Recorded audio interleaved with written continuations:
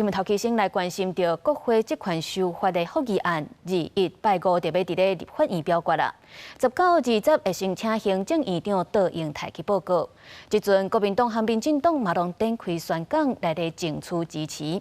即间除了民团要搁招民众上街头来反对修法，国民党嘛要招支持国会改革的民众去立法院周边応援。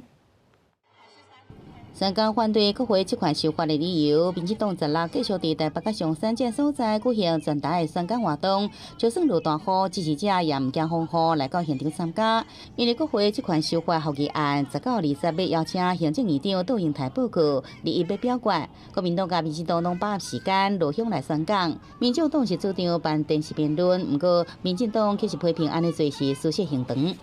你就直接下乡去面对民众嘛。 面对选民嘛，你们可以组先导团啊，一看你就知道他们讲不出口来，他要什么理由去说服台湾的民意？要他们这样一路盖牌，一路这样违宪乱政。对于关建民的讲法，吴国昌批评是伦理错乱，认为民进党唔敢前，华为爱偌清的接受公开辩论邀请。柯建铭讲这样的话，真的是有一点逻辑错乱。民主进步党的主席赖清德是不是要背书？我会希望赖清德主席能够勇敢一点。 接受这个出来公开贴人的邀请。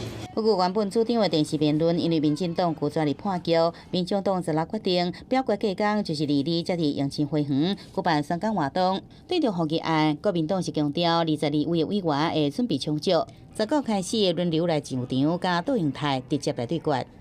挚爱难行之处在哪里？明明就是官员来立法院不要说谎，那么简单的普世价值都没有办法做到，这难道就是行政院想要保的挚爱难行的理由吗？所以，我们每个委员都会直球对决。 除了公民团体有各再结合，国民党也就用立法院青岛东路路权，号召支持国会这款修法的民众来到现场支持。两大阵营到时阵会甲青岛东路分做2边，场内场外就要拼起咯。